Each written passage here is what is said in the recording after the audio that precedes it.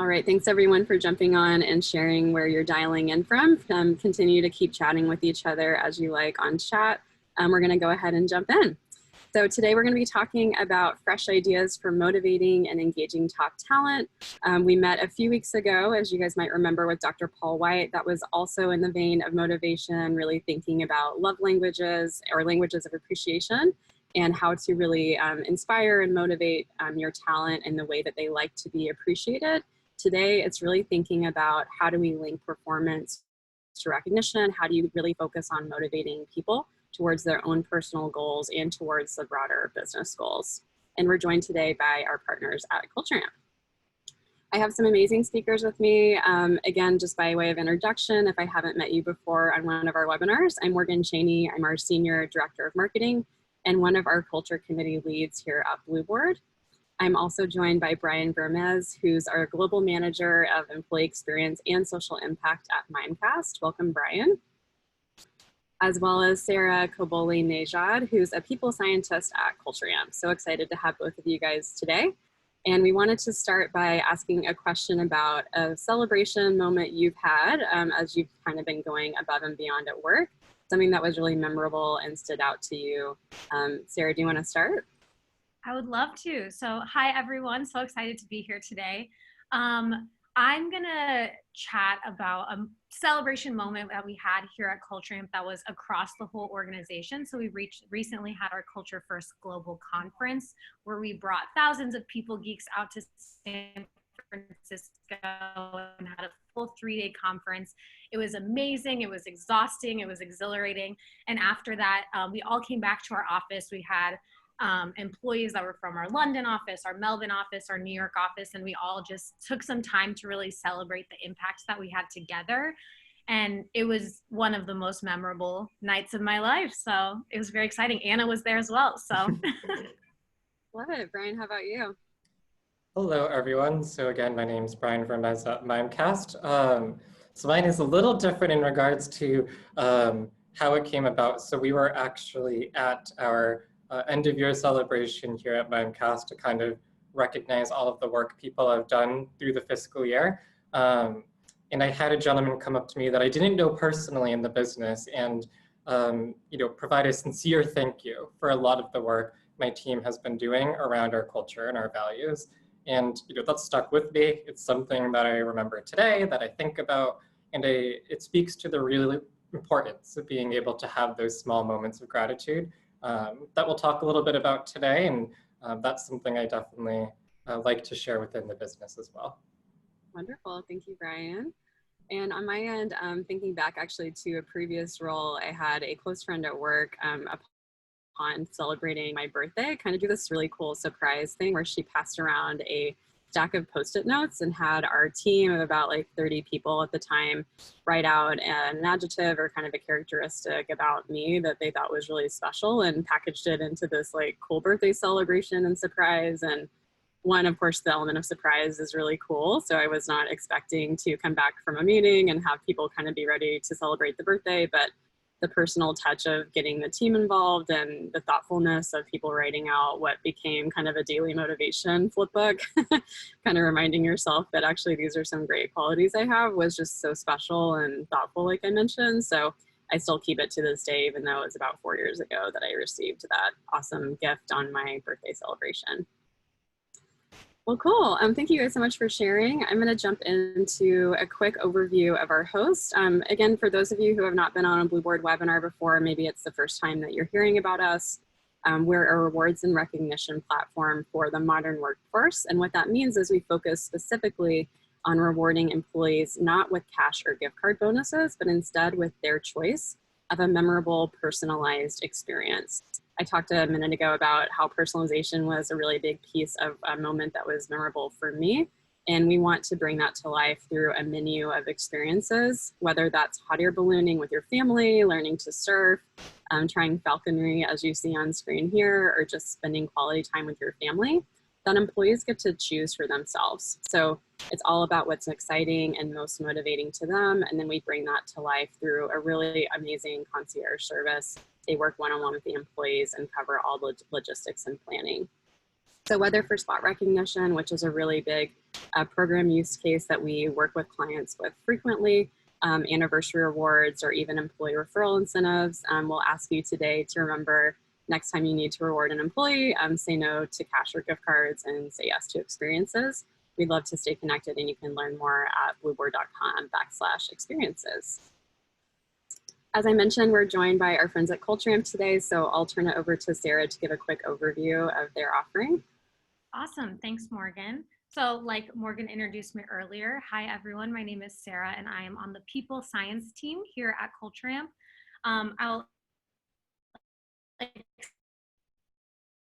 offerings a little bit later in the webinar, but at CultureAmp, we're striving to make your company a better place to work, and we do this through making it really easy to collect, understand, and most importantly, act on employee feedback.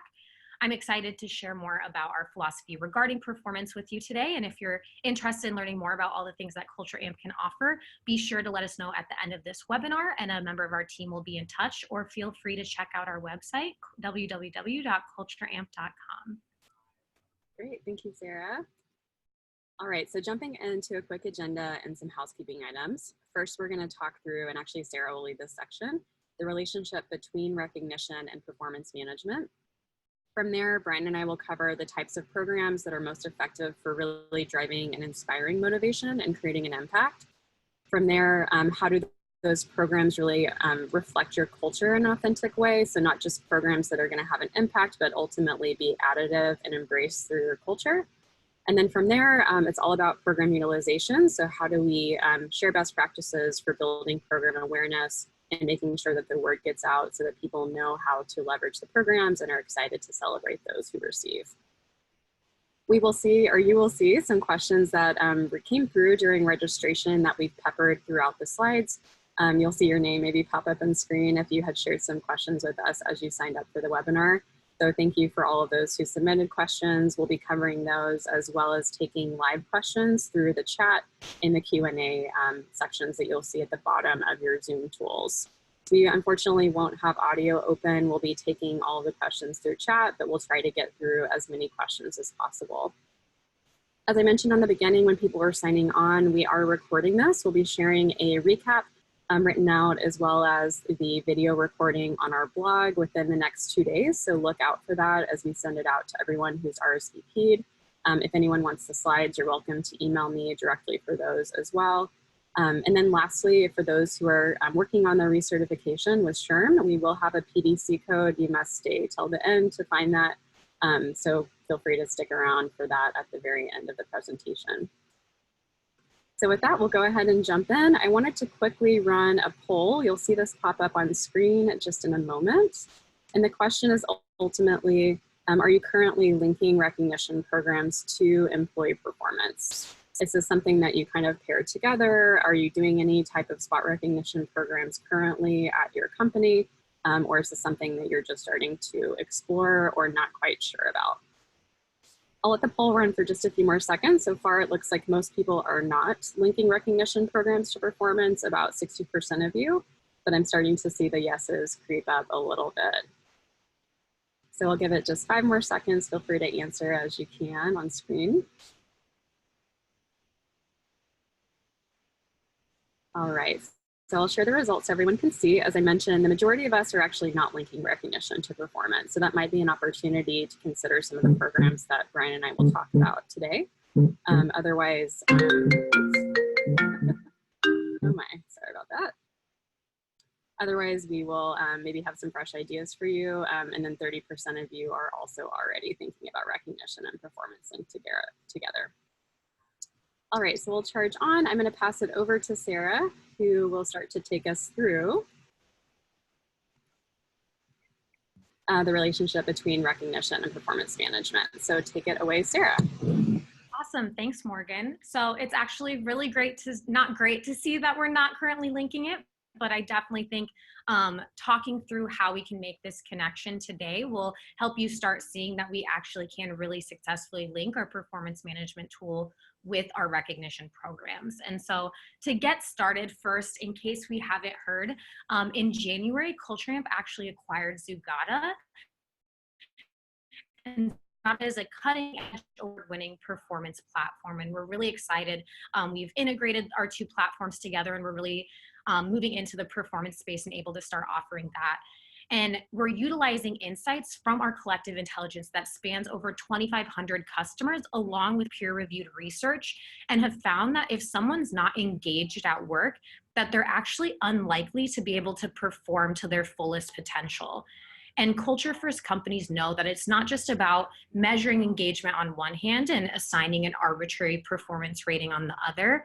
Rather, we need to start connecting the dots and enabling our employees to be highly engaged and thus performing to the best of their abilities. And so looking at the thousands of data points that we have through collective intelligence, we have been able to connect those dots between performance and engagement, and have actually found consistently that rewards and recognition are among some of the strongest drivers of engagement across industry and across geography. So we know that our reward and recognition programs are especially important. And more so, we know that our research shows that the need for recognition is especially high amongst our highest performing employees. And so that's where we want to really start making the connection between performance management and recognition programs. So this brings us to the ultimate question of how can we ensure that our performance management programs and our recognition systems are working together to motivate our employees? Awesome. Thanks for that slide change, Morgan. So it's important to remember that our rewards and recognition systems are about both acknowledging really great work, but they're also used to motivate employees to continue performing to the best of their abilities or to continue working toward reaching their highest potential. And so the next couple slides, we're really going to geek out here over some IO psychology, but to create culture-first performance and recognition programs, we really need to talk about this concept of organizational justice. And so this framework was initially developed in the 80s by an IO psychologist by the name of Gerald Greenberg, and it really focuses on how we can identify and understand the various components of an organization that is going to influence employees' perceptions of both fairness and value. And so this framework focuses on three things that we're going to dive into a little bit deeper, but this concept of consistent and clear information, fair processes, and equitable outcomes.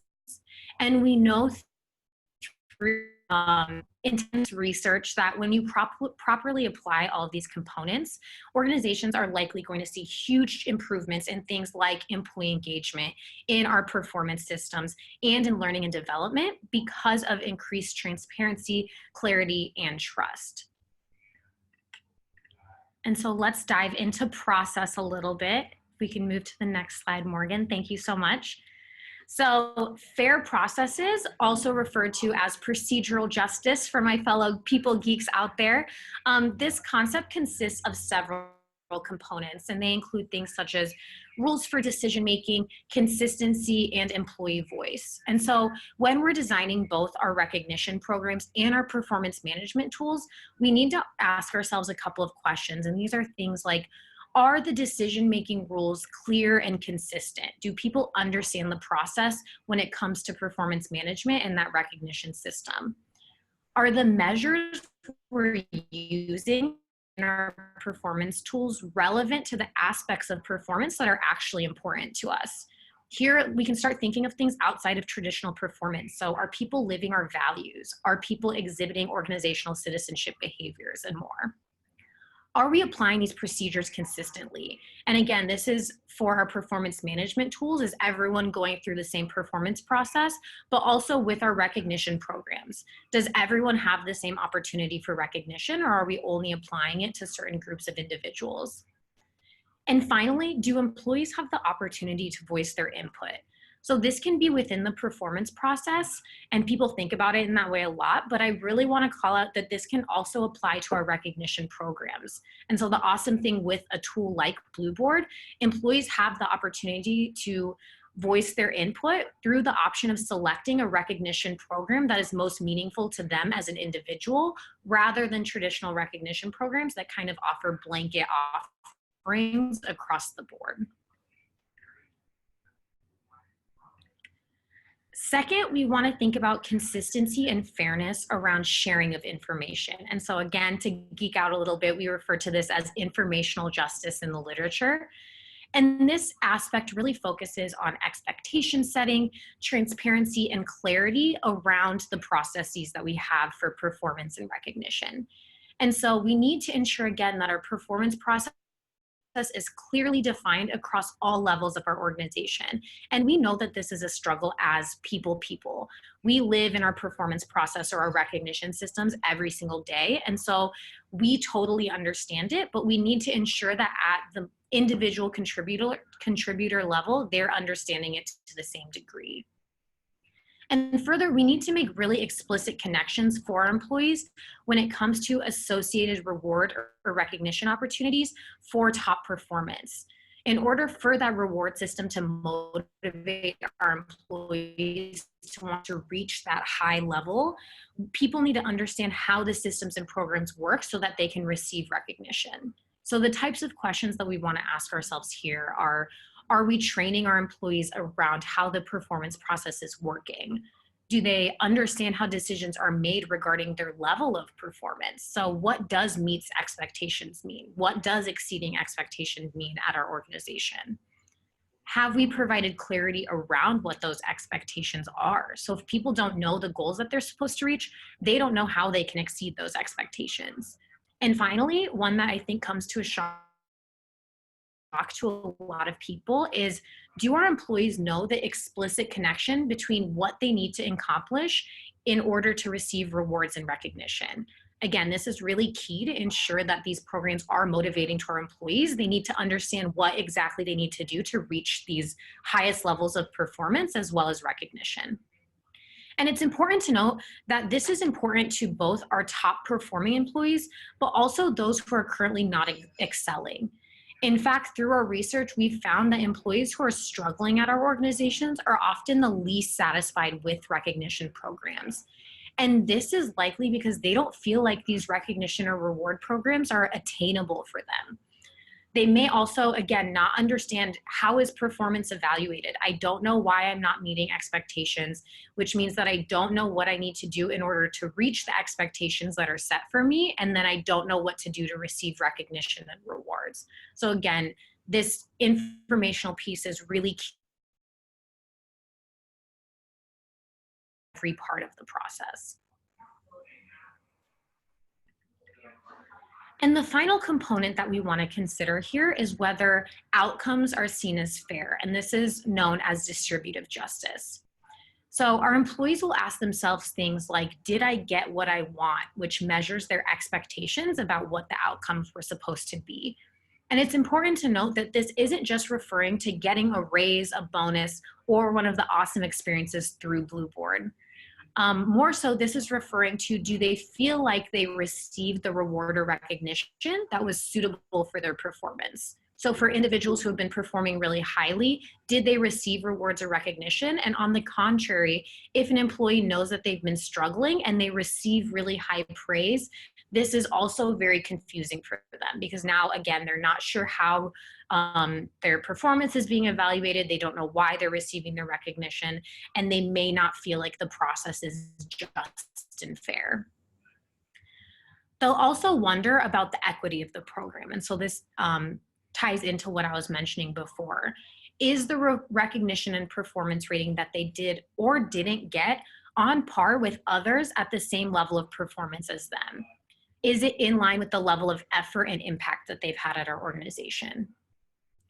And so ideally, if we've ensured that employees fully understand our performance and recognition processes via those first two components of procedural and informational justice, they'll likely view outcomes as fair and equitable. All right, very cool.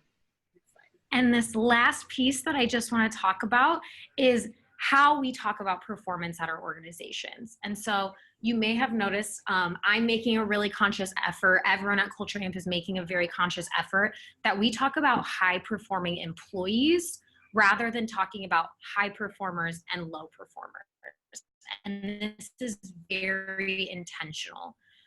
We truly believe that culture first organizations are differentiating between this, and it seems subtle, but this difference between high performers and high performing employees or high performing people is very important. And this ties into Carol Dweck's research on the growth mindset.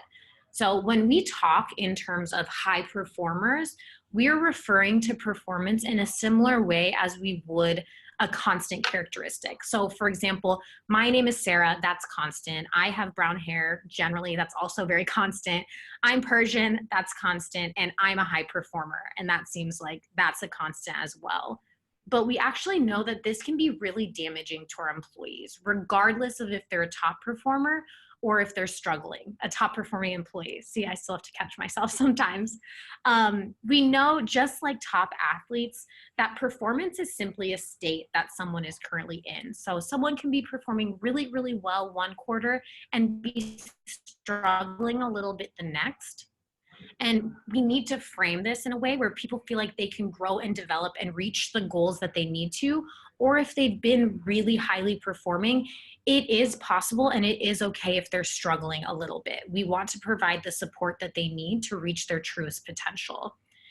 And this is especially true, again, if we want to talk about how our recognition and performance programs can motivate our employees who are maybe struggling to reach their highest potential. Because if we talk about performance as a static trait, they likely won't see them as motivating because they simply don't have that characteristic of being a high performer. But if we shift the conversation to discuss performance in a way that highlights their developmental opportunities and the ways that we can support them within our organization, they're likely to be more inspired and motivated by our recognition programs because they now seem like something that's attainable for them. Sarah, I love that. I feel like the high performer mindset feels very static, and it's kind of like a milestone that you achieve and maybe move on from, or it feels static and that you have to consistently be in it, which can be sometimes demoralizing. I've worked at companies in the past where you have very infrequent review cycles, and to get promoted, you need to consistently maintain a high performership, if you will. And it can be like, gosh, I have to do this for another 6 months. I'm gonna like throw it out, right? But I think the notion of high performing and kind of this like continual evolution and growth opportunity versus this moment of static is definitely like very empowering, even just hearing it myself today. Awesome. Cool. All right, so we wanted to start with a quick Q&A. Thank you, Mark from Guidewire, for sharing this question during registration.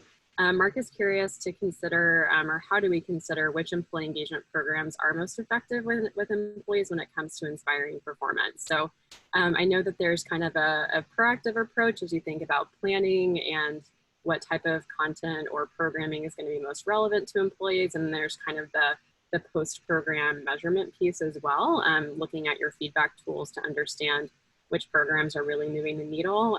Sarah, do you want to start first just kind of by speaking to some of the measurement capabilities you guys have at Cultureamp for understanding which programs are being proven as most effective, and then we'll pass it over to Bryan. Yeah, absolutely. So when we're talking about effectiveness at the end of the day, if we can actually see tangible change and ROI on the types of programs that we're implementing at our organizations, that's kind of when we know what success is. And so through the Cultureamp platform, we can intentionally design questions around how did kind of these reward and recognition programs work for an employee. On the other hand, we can also make comparisons through demographic slicing of seeing how our employees who are receiving really customized recognition programs such as Blueboard performing compared to employees who are not receiving it, or how engaged are our employees now that we've implemented a recognition program compared to previously when we haven't. And so for me, I think one of the biggest pieces is having that measurement around these types of programs and seeing how are we actually moving the needle on the things, the business outcomes that we know are really important to our organizations. Cool. Bryan, what are your thoughts here when you're thinking about maybe bringing a program to life for the first time? How do you do intake or kind of think about what the company might appreciate the most? Yeah, so kind of building off of what Sarah said, I'm a firm believer of HR teams earning a seat at the table and not asking for a seat at the table. And I think performance and recognition is a space that you can do exactly that. So I think being able to tie it to your employee surveys, being able to tie it to attrition and tying that to cost savings, if you're able to reduce that attrition, and thinking of, the labor market and the effort that it takes to bring in top talent, how can you reduce those costs through effective employer branding through these programs? And I think those kind of questions, those kinds of measurements are what exactly HR needs to do to, get even more investment in these programs and drive effectiveness in the future. Awesome. And I was actually just reading through on our chat, Colin had shared just a program that he launched recently called High Performance Human, where it's not really directly tied to performance, but it's more about that high performer kind of continuously throughout the year, and then those who also display company values. So I just wanted to call out Colin as well. Thank you for sharing that. And I'll repost that with the group as well. Awesome, thank you guys for your thoughts, so much appreciated. We'll charge forward into our next section, which is going to be programs that are really going to help inspire and drive that motivation and impact, really the results that you're looking for, and how do you think about programs that are ultimately going to move the needle, just like what Bryan was mentioning a few seconds ago. Perfect, so I will jump in first. Sorry, my slides are jumping a little bit. Here we go. So really the ultimate program, when you think about all the many that are out there that will inspire motivation the most successfully, is going to be what we'll call spot recognition. So what is spot recognition? It's going to be those programs that really highlight above and beyond performance, like the one from Colin that I just mentioned that came through the chat. But really the more popular use case that we're seeing is about amplifying those who are living and breathing your company values every day. Bryan's going to talk a lot about company values in the next section, but really with company values, you put so much work into developing them. We went through a big values rehaul over Q4 last year and introduced them at our company retreat in January.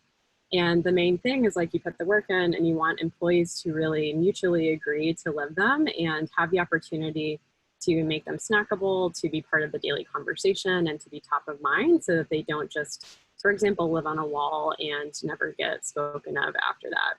So having programs in place that really highlight those that are going above and beyond to evangelize your company values, again, is a really popular use case, and we're seeing more and more clients bring those into their companies. So again, what is the spot recognition at a deeper level? I wanted to talk briefly about the 3 layers of recognition when you think about how to budget and what types of programs affect which population percentage of your company.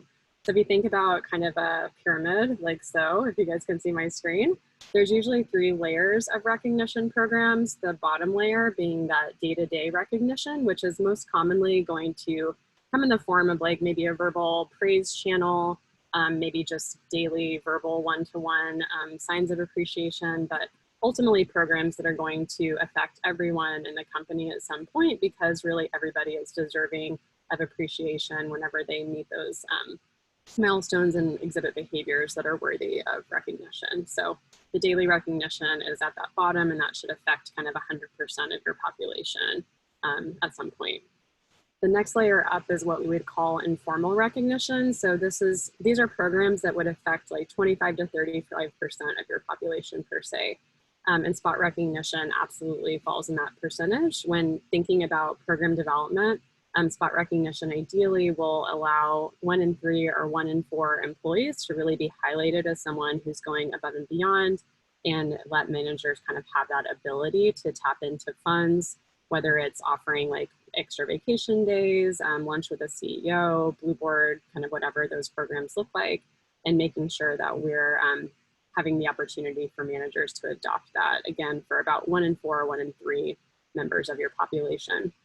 The top part of the pyramid is going to be formal recognition, which might affect only about 10% of the population, and that will come into effect with programs like President's Club, for example, or maybe an annual above and beyond kind of celebration. And I know Bryan will talk about a few of those leadership awards that their company gives out. So really today we'll talk mostly about the informal and the formal chunks, thinking about that top middle section of the pyramid of recognition types. So some other things to think about with recognition that's spot or driven by above and beyond performance. You want to definitely make sure that it's exciting. So when thinking about the reward mechanic, rewards that are going to be memorable, personalized to that employee's interest, and worthy of sharing. Because again, these are not daily rewards that are offered to everybody. You want them to have some prestige and excitement behind them so that employees truly do look forward to participating. And just like Sarah mentioned, they have clear guidelines in place to where they are motivated to exhibit those behaviors and feel that recognition is in their reach and that there's an exciting milestone to look forward to when they reach that. And then lastly, making it shareable. We will talk about socialization at a deeper level at the end of the meeting, ultimately wanting to make sure that the reward type is exciting to celebrate and comfortable to celebrate, and that there's space within your office, whether in a meeting format, in a company newsletter, or other channels, to make sure that you can showcase the moment that happened and use content that will help make it, again, comfortable to tell those stories. On screen, I'll highlight a quick recognition story that came through from one of the employees who received a spot reward from GoPro, a longtime client of ours. She was able to, with her husband, to try hang gliding or paragliding for the first time, which is super exciting. It was on their bucket list for forever. And you can see here amazing photos that came back from that experience, as they had a photographer who was able to snap some shots as they were coming down, which is amazing. Also the ability to call out her company on social media and use a branded hashtag so that others can follow along with the GoPro Legends Award that you see displayed here. So at the end of the day, when we think about spot recognition, making sure that you're accounting for the appropriate amount of the population that should be receiving it, making sure that the rewards are exciting and shareable, and that you have space to share out and evangelize the program to continue building awareness and utilization. All right, so I'm going to move forward and let Bryan share some of the programs that they are running at Mimecast. Sure, thank you.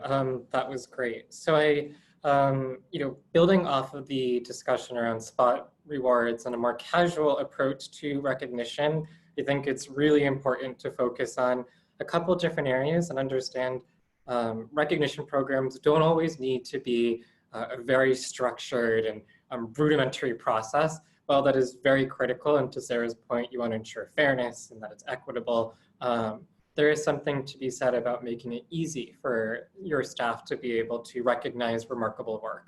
So one program I wanted to highlight for Mimecast that we have is called Bravo Zulu, which is a military term that we've coined, really focused on our quarterly recognition of Mimecasters.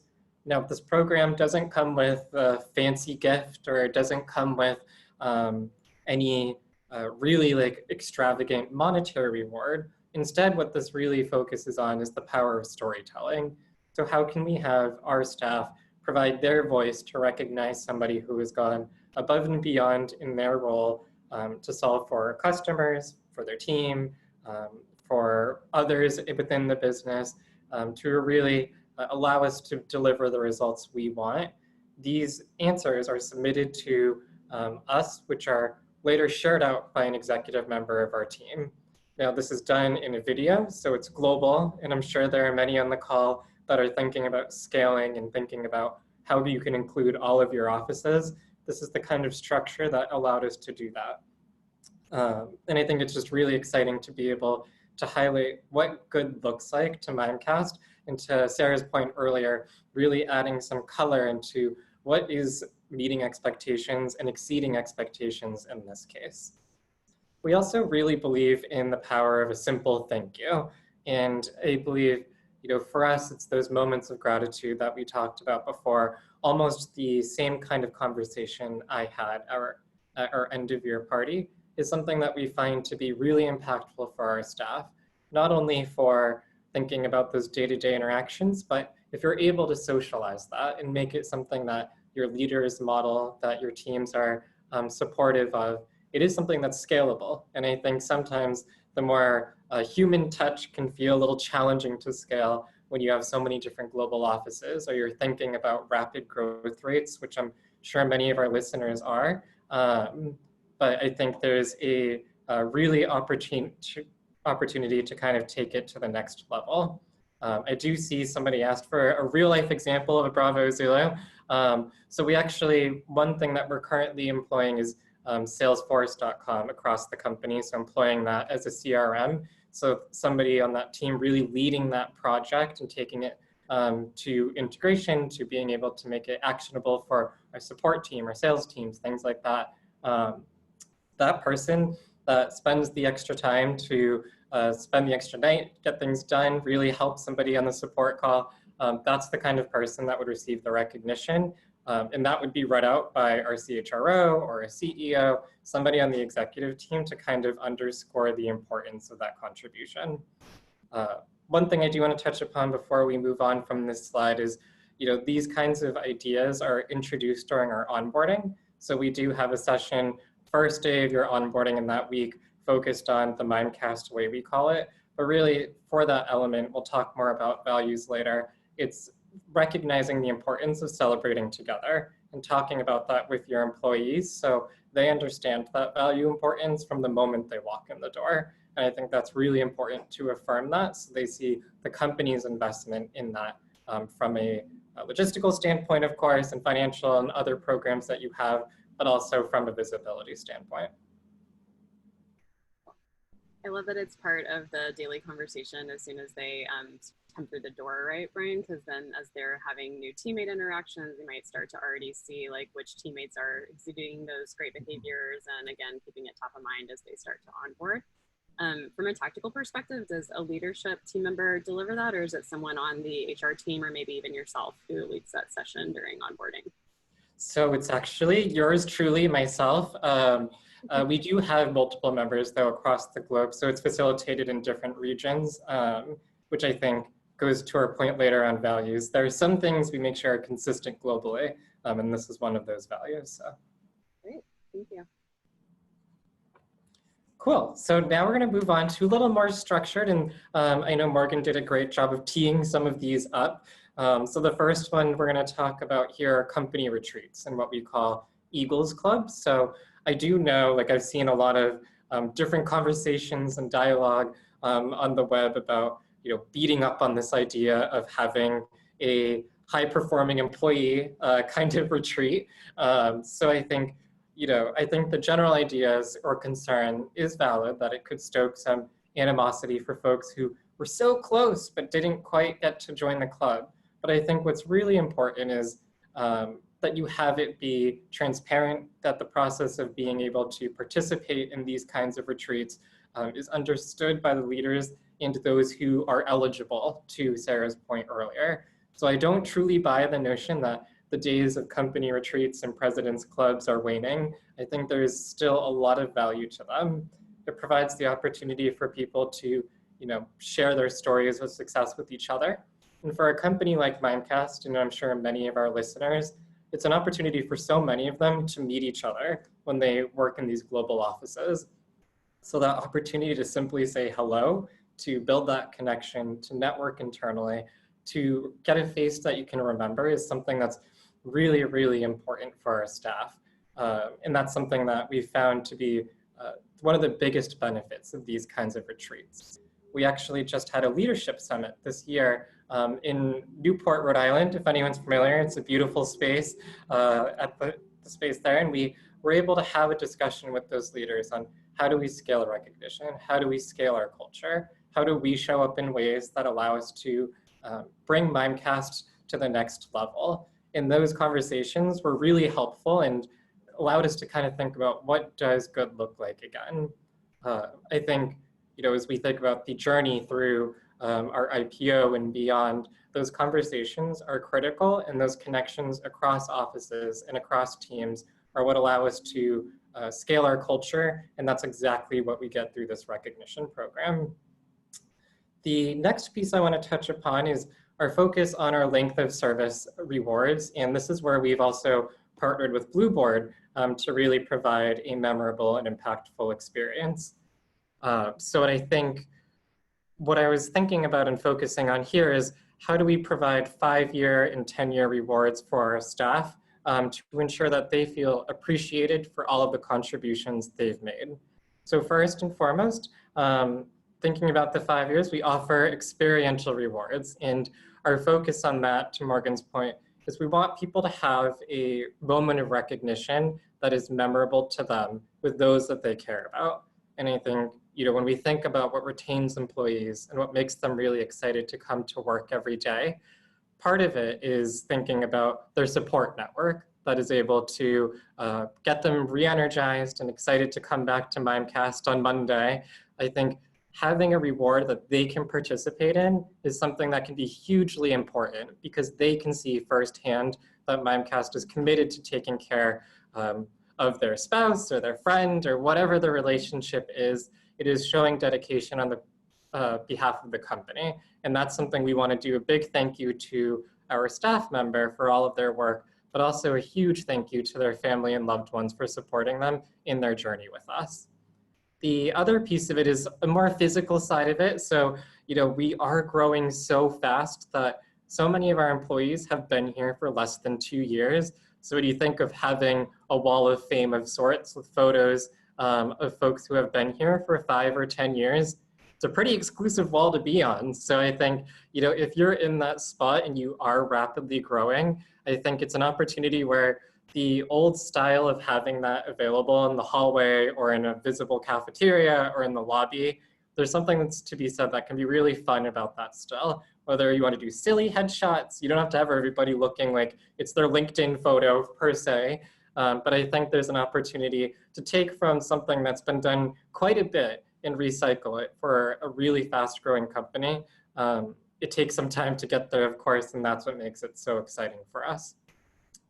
Lastly, one program I want to talk about is the focus on our sabbatical program. So we do offer sabbatical for our Mimecasters that serve longest with us. And the importance here is providing people the opportunity to reflect on their time, to think about what their next steps with the company can be, and how they can really champion some of the work that they've already done in a new way. So we've had people come back re-energized, we've had people come back and take on a new role or switch departments. And I think that's exactly what the goal of this recognition program is. How can we really think creatively about how we can get the creative juices going for our staff who've been here for 10 years. They know Mimecast in and out, but how can we get them to think about how they can solve these problems in a creative way? And that's exactly what this program has helped us do. Wonderful. Thank you, Brian. We had a quick question, and I think it's good to clarify a little bit more about Mimecast that came through the chat. Remind us how many employees you're at now, approximately how many offices globally? And then the other question was how many people or kind of what percentage of the employee population ultimately is considered for the Eagles Club? Like how much room do you have for that? Yeah, so Mimecast now we're nearing 1,700 employees. So put that in comparison, when I joined about 2 years ago, we had under 1,000. So we've definitely doubled in size since I've come. So lots of employees.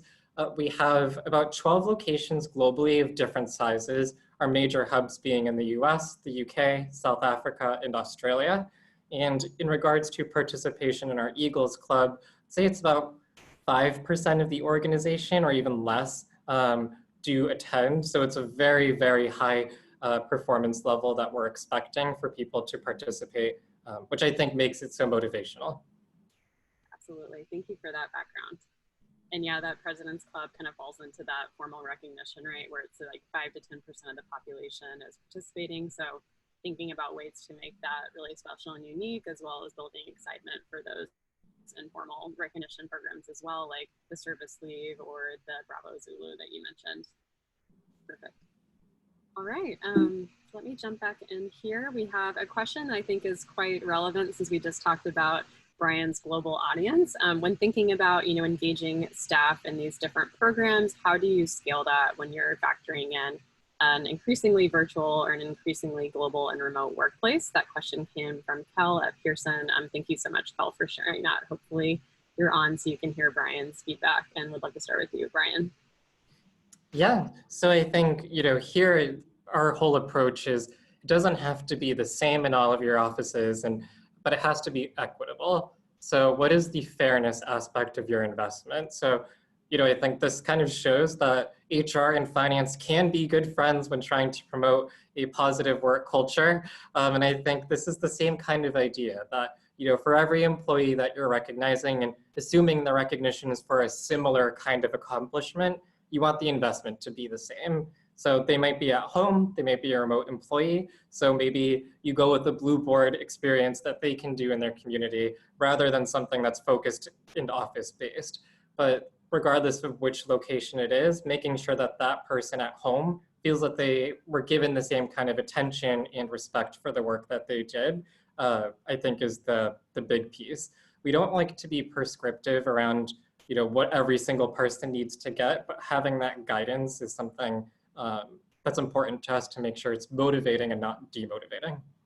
Absolutely. And I know something we talked about when we first kicked off planning this webinar was just being mindful of cultural differences and how people like to celebrate and bringing in that local flavor into those moments, right? So whether that's having like a culture champion or a culture crew or other members of the HR staff that kind of serve as that ambassador for that type of environment, knowing that South Africa might appreciate something differently than the US-based teams, right? Making sure you have those people in place in that feedback loop. Anything you want to speak to, Bryan, on how you're kind of like spending time with the different offices and really trying to soak up that true culture of each different location? Yeah, and I think one of the great things about our company is we have leaders that have spanned across many of our offices. And I think in regards to our recognition program, even when we were talking to Blueboard in regards to bringing them on board, a lot of the conversation was, what are the options that are available across all of our regions? And I think when you're reviewing vendors, when you're doing these kind of even more casual rewards, how are you ensuring that there's representation from those regions at the table to kind of help with that vetting process? Or if you're kicking off a new RFP process, how are you building in a global piece of that as being important? And I think for us, it's having that approach, having those town halls, having those workshops, and being able to hear the voice of the employee through that once we're able to select a vendor. But I think it's an ongoing process, especially as we bring more offices online. I don't think we're ever gonna truly be done or truly be fully global, but I think it's that commitment to continuing to evaluate that's important. For sure. And Sarah, just on your end, I know there's a lot of awesome technology within your tooling that helps you kind of segment data based on workplace or location. Anything you want to share there at a high level? Yeah, I mean, we definitely have the ability to filter and slice and look at heat maps across different locations, across virtual employees as well as employees who are physically in office. And I think the biggest advice that I have for organizations that are struggling with this is, for anything that you communicate to your in-person or HQ employees, communicate it to your virtual employees 2 times as often, because they're not getting those cues around how these processes work or what is kind of happening in your organization, because they're not physically in office all the time to get those subtle reminders. And so I think, especially when we're talking about recognition and rewards, they aren't seeing how others who are being recognized, for example, what they're doing in their day-to-day to have received that recognition. And so again, going back to the importance of sharing what people have to do to reach that, and those who have reached those high accolades, what have they done and what can you do to reach a similar level of performance? Yeah, absolutely. Thank you. Okay, moving into our next section, thinking about programs that ultimately help align with your culture. Bryan's going to walk us through some of the best practices around company values and aligning them. So Bryan, I'll turn it back over to you. Yeah, so this is definitely one of my favorite topics, is to always think about our values and how we're scaling them. And I think this is a top of mind conversation at Mimecast, even today, as we think about what we call the Mimecast way, which is really our value statements to our employees. So I think, we discussed it earlier. If you're running performance reviews or recognition programs that aren't explicitly tied to your values, you're missing a really big opportunity to kind of deliver next level performance and results. So I think through everyday conversations and focus groups, the more you can build these values structured off of what your employees are seeing as they work in their different roles, is something that is a huge opportunity for all of us to drive that forward. I'm not the huge fan of like a top-down approach to values where you have the executive team go into a room and decide what the values are and then put them on the wall. I think it's really important to have that dialogue. And I think there are so many big companies that even today are taking that former approach to values. And as you scale your culture, how can you have focus groups in all of those regions with people from all across and different levels in the business, all forms of tenure. So somebody who's been there for 6 months and someone who's been there for 10 years, offering their perspective on what we're doing now and what we could do even better. So I think from there, building that into your systems, at Mimecast, for example, as we adopt a new HRIS system, you want to think about, when we think about a recognition program, how can we marry that into our HRIS system pretty effortlessly, whether it be moving the Bravo Zulu submissions into Workday, if that's the platform you have. So thinking about what those platforms are and not having your recognition programs on the side, and instead having your values and your recognitions woven into all of your people-oriented processes across the company. And I think that'll tell a much more powerful story when you're able to communicate around what you're offering your employees. And one thing I would say here too is, rather than having communication around your values, and then you have communication around performance, and then communication around technology, trying to weave all of that into one umbrella story. So, is it a story about empowering your staff to reach their full potential, like we've been talking about? Then all of those can kind of weave into that story over the course of many months. But so staff members feel like they're part of that journey with you and feel engaged in the process. So it doesn't feel like it's happening to them, but rather that they are part of the journey of the company, building their values and recognizing it. Thank you so much, Bryan. And we're going to jump into our final section. I know we're coming up on time, so we'll go through this a little bit more quickly so we can cover off on any final questions. But yeah, you built this amazing program. You identified how you want to relate recognition back to your performance programs. And now it's all about building awareness and socialization so that people at the end of the day will actually take advantage of it and utilize the program. So I'm going to run through a few best practices. Some of these we have already spoken to a little bit, but the first one is really about making sure that the program itself is ripe for shareability. We talked about rewards that are ultimately going to be exciting to talk about and comfortable, which I think is something we don't often consider. If you give someone a cash bonus, for example, it's very rare that they will reveal the dollar value or want to discuss that with their coworkers, because that might build a little bit of an air of combativeness. If someone maybe received a $500 bonus and Bryan received $1,000 and Sarah received $1,200, right? It's not something that you feel comfortable discussing. Also, it might not be something that you have a lot of follow through on. So you might not go back to your manager and say, hey, thanks for that bonus. I spent it on groceries, or I spent it on paying off my student loans, because that's more of a kind of base layer need, a daily need that you have versus something that is more of a want or a desire to fulfill. Additionally, just making sure that you have the support behind your communication team. We haven't talked a ton about that, but really making sure that you have the entire community involved at your company who handles maybe marketing, internal comms, employer branding, for example, and making sure that they're aware of the assets that you're developing as well. Bryan spoke to this a little bit already, but making sure that recognition stems from the top. Ultimately, recognition is an amazing opportunity for leadership to cascade down the message that the company believes in celebrating everyone's accomplishments, and that as a whole team unit, you're driving towards a shared goal, mission, or company values, if you will, company business impact at the end of the day. So when leadership gets involved, and when I say involved, they're not only communicating about the program and the forums that they have access to, but they're serving as an executive champion, maybe even in the boardroom when you're having discussions around budgeting. And ultimately that activity signals to the entire company, again, that it is comfortable to celebrate each other. Not just comfortable, but it's an expectation for us to understand what great work looks like and to lift each other up so that collectively as a group, we can really thrive and again, continue towards those business goals. And then lastly, how do we communicate? It's all about tapping into the channels that you already own. So instead of introducing yet another tool that people need to check into, we are all kind of guilty of like tool overload and all of the inboxes that we have to manage. So think about the tools that you're already utilizing. That might be creating, for example, a recognition forum on Slack. It might be leveraging company newsletter real estate to celebrate some of those top performers and the activities they've been doing, or photos of them with their reward or with leadership, being congratulated, celebrating at all hands meetings, or maybe even lobby TV screens if you have them. Some people that we work with even have bulletin boards with the winners kind of printed out near their cafe. So making sure they're highly trafficked, and again, channels that you're already utilizing.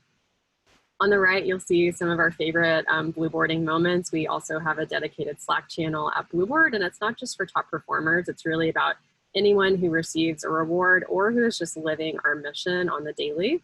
So in this case, the photo on screen, some of you maybe have interacted with Tim. He's one of our new account executives. We do welcome onboarding gifts for our new boarders so that they can go out and live our mission and understand how the product works and share feedback as they go through what it's like to receive a reward through our platform. So he was able to use his new boarder onboarding gift to take his family to the zoo in San Diego. You'll see that we had a lot of engagement on Slack there. Additionally, Karen, who's one of our long-term experience curators, was able to gift her boyfriend with a fun Blueboard adventure for his birthday. He got to try power hang gliding, and she was able to share those amazing photos, as you can see, kind of flying over San Diego, again, with that Slack channel. So it's just a great way to reinforce like living your mission, living your values, and again, those moments of celebration that are comfortable and ripe for sharing together. I'll move it over to Bryan to talk about how they amplify awareness and specifically for their programs in Mimecast. Sure. So I know we're coming up on time, so I'll try to keep this pretty short, but I think, you know, it's pretty common here, this phrase that we have under this photo, that we want this place to be a company where people can do their best work, their best teamwork, and the greatest learning. And this is something that our staff are familiar with and that our executive team is truly bought in. And I think, you know, culture is front and center for our CEO. I think that's one of the benefits of being a founder-led organization, that he's very keen on seeing the company continue to scale in a way that's positive for our employees. We also have a huge champion in Karen Anderson, who's our CHRO, thinking about how we can communicate all of our internal work on external platforms. And I think there's something exciting about using your Instagram or your Facebook that the company has to showcase people who are doing really great work and talking about what recognition they received, because your staff are following those channels, especially as you recruit younger employees. A lot of them will be looking at the social media channels and want to see how you're recognizing your employees. So there's a huge benefit to using external tools for internal awareness. And lastly, I think we've talked about this a lot today, is if you have employees genuinely excited about what they're getting, they're going to be talking about it. And I think, you know, driving your program with that in mind, and that you want it to be a program that almost feeds itself in regards to socialization, that'll set you up for success. Wonderful. And I love that quote from Peter on the screen too, very motivating, and ultimately just making sure that everybody's like in growth mindset, kind of like Sarah mentioned at the beginning, and just really working together as a unit towards the goals that you care about. Love it. Awesome. So I'm going to jump ahead. We have a question really quickly from Maggie. We'll talk about recognition fatigue in a moment, but I wanted just to put the SHRM PDC code on screen. You can see it here. It's 19DH6HX. So feel free to leverage this as you put the PDC into your recertification portal and collect those credits. So jumping back quickly, Maggie from Go Medigap, thank you for sharing your question, asked what's a great way to avoid contest or recognition fatigue? We talked about a lot of different programs today and would love for Bryan or Sarah to chime in, sharing how you think about positioning those programs, what real estate you use, how frequently you talk about them, to make sure that there's still these kind of special coveted opportunities for employees to participate in. Yeah, I can jump in, and then Bryan, I would love to hear what you're doing at Mimecast. So I think when it comes especially to recognition, similar to what we have with Blueboard, that like big high level recognition, we really do want to reserve it for people who are really reaching that top level of performance. And I don't think people kind of get that recognition fatigue from what Bryan was talking about earlier in his presentation, with the simple power of a thank you, or kind of that more verbal individual to individual recognition. And so we just want to make sure that we're reserving different tiers of recognition for the true performance that it is related to. Yeah, I mean, I would completely agree there. So when you have things like in President's Club or something, I know there's always the temptation to begin loosening restrictions so everyone feels included. And, there's something to be said. A reminder is everyone's included in eligibility. That doesn't mean everyone's going to get the prize or the reward. And I think being okay with that and kind of holding the line on what your criteria is, because you don't want to build a scorecard around a recognition and then you keep changing the scorecard for this person, maybe change it for that team or maybe for this region. I think, deciding on what it is, getting that buy-in and sticking to it kind of helps you hold the line on who's able to receive. Wonderful. And I was just looking through our open Q&A. Bryan was amazing and was multitasking over here answering a lot of the questions. But one I wanted just to call out, because I know it comes up a lot. Rebecca had asked, how much does it make sense to budget per employee for recognition purposes? Bryan, if you just want to share that response again, in case people didn't see it come through, they answered.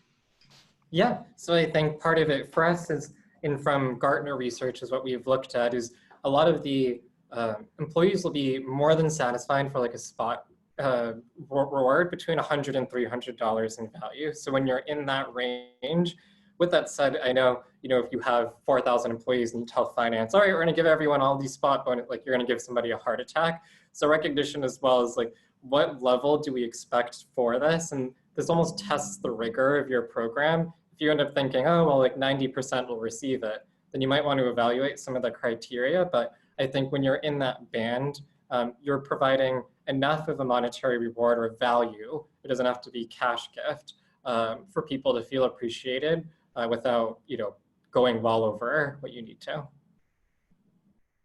Yeah, absolutely. And I know we hear a lot from SHRM specifically talks about budgeting like 1% to 2% of salary annually. I know a lot of people look at that as well from a macro budget, but to Bryan's point, the cost to replace an employee is so high, even at like a $200 to $300 amount per employee will go a long way versus the 9 months of salary that you would have to recoup if they don't feel appreciated at work. So kind of becomes pennies in comparison at the end of the day.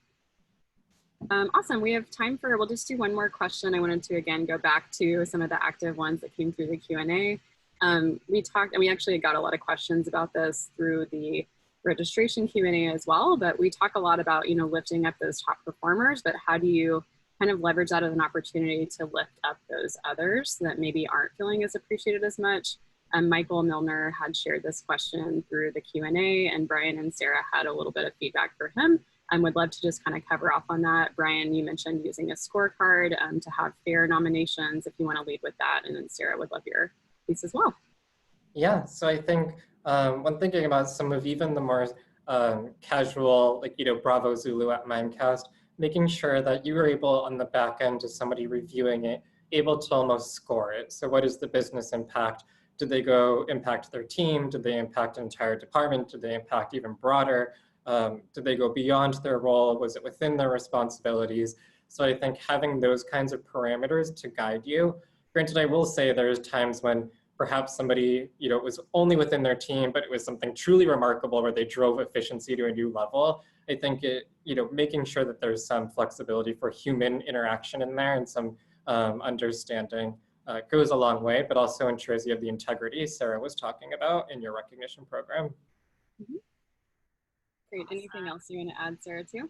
Yeah, just to add to that a little bit, I feel like I'm going to be beating a dead horse, but communication is key in that informational justice piece. So just making sure people understand why that individual received recognition, and then above and beyond, what can they do to then be the next person to receive that recognition. Absolutely. And a lot of what you talked about too, and I know this comes through in some of the feedback surveys that you guys run, but how do you eliminate bias as well? Making sure that managers are really open-minded to different types of achievements and looking across different personality types, knowing that you have maybe an extroverted person that's going to be very excited to share all their accomplishments and not be nervous to maybe send out an email to everybody at the company about their closed deal that they just had, versus someone like Bryan mentioned on the Salesforce piece that is working probably very quietly behind the scenes, but doing tremendous work that will affect the whole company. So making sure that managers are open-minded to looking for different types of behavior and not just looking for the loudest person in the room, I think is really important as well. Absolutely. Wonderful. Well, I know we just went a little over time. I wanted to, again, thank Sarah and Bryan so much for joining us today. We had an amazing group of over 200 people online with us. So Thank you so much for spending an hour with us this morning and / early afternoon if you're on the East Coast. We'll have more webinars coming soon, as will Culture Amp. Anna had posted about joining their People Geekly newsletter, so definitely recommend checking out that weekly, and as well as other live events that are happening. The Blueboard team will actually be in Boston in a few weeks. Brian, I meant to mention that to you for From Day One, as well as a meetup we're hosting with 15.5. So if anyone is Boston based, we will look forward to seeing you there, and more communication to come soon. So thank you everyone for joining. Have a wonderful day, and we will see you next time. Thank you. Thank you for having me.